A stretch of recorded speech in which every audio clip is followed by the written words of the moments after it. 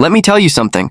Life has a way of throwing you off balance just when you think you've got it all figured out. Even when every piece on your chessboard seems to be in the right place, fate has a way of flipping the board. I should know, because the day I thought I had everything under control was the same day I realized my whole life had been built on a foundation I didn't even know existed. You want a story? Buckle up. Because what happened to me could happen to anyone. And believe me, you won't see the ending coming. There I was, like an arrow shot through the sky. They call me the youngest billionaire in the country. Big deals, fast cars, always ahead of the game. That morning, I was rolling through a dusty little village with my team, scouting land for a luxury resort. You know the drill, big plans, even bigger money.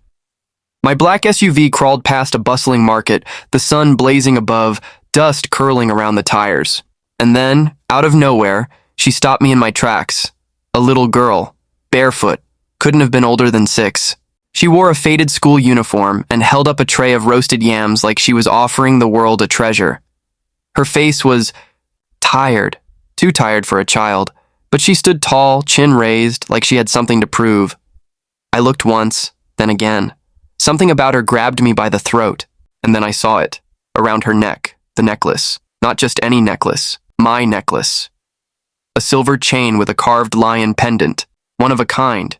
The kind you give away only when you think you'll never see it again. I stepped out of the car.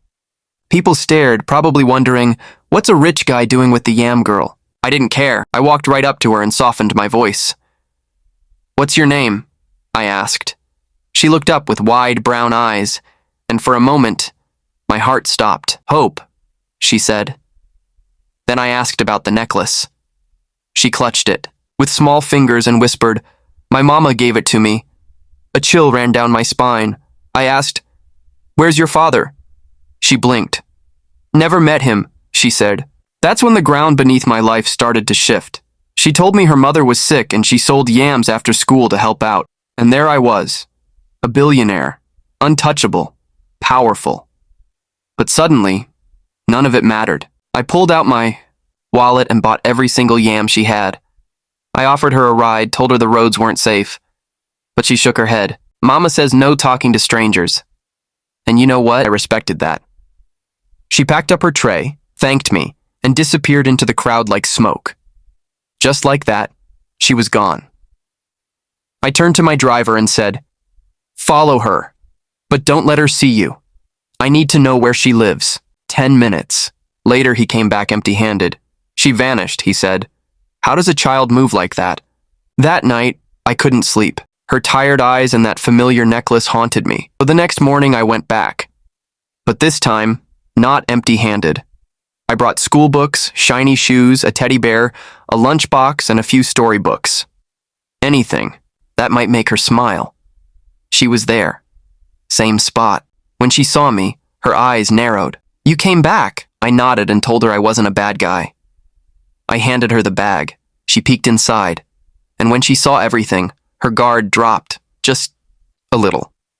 Are these all for me? She asked. I smiled. If you want them. Then she said something that struck me. If you're not bad, I'll take you to my mama. But if you lie, I won't talk to you again. Deal? Brave kid. Had to admire that. She led me through winding village paths to a broken-down hut on the edge of the fields. The walls were cracked, the roof patched with tin and old rags. She knocked. The door opened slowly. A woman appeared, her skin pale, eyes heavy with fever. She looked at me and froze. My name is Grace, she said. And the way she said it, something deep in me stirred. A name from a forgotten chapter of my life. And suddenly I was back, 7 years ago.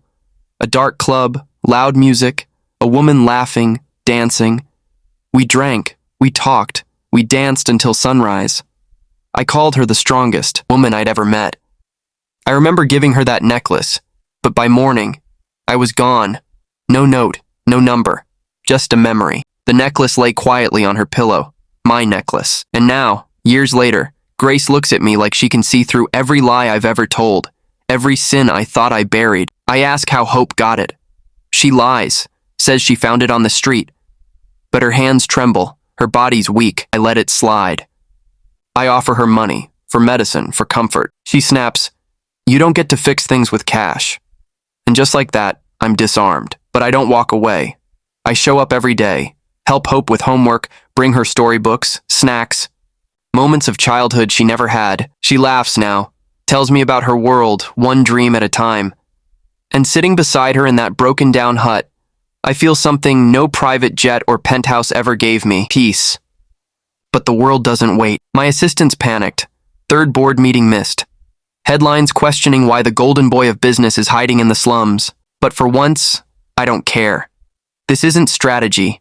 It's soul. I go home to my mansion, Tiana, perfect fiancée, flipping through wedding catalogs, the future laid out like a contract. But my mind's still in that village. That night, alone, I open my drawer. A tiny toy lion from Hope sits there. For when you're sad, she said. And I realize I'm not who I was. I'm someone else now. Then the storm comes. Heavy rain, heavier truth. I arrive with food, medicine. Grace doesn't know I'm outside when I hear her voice. He doesn't even know she's his daughter. And everything shatters. My legs go numb. I rush in, soaked and breathless. Why?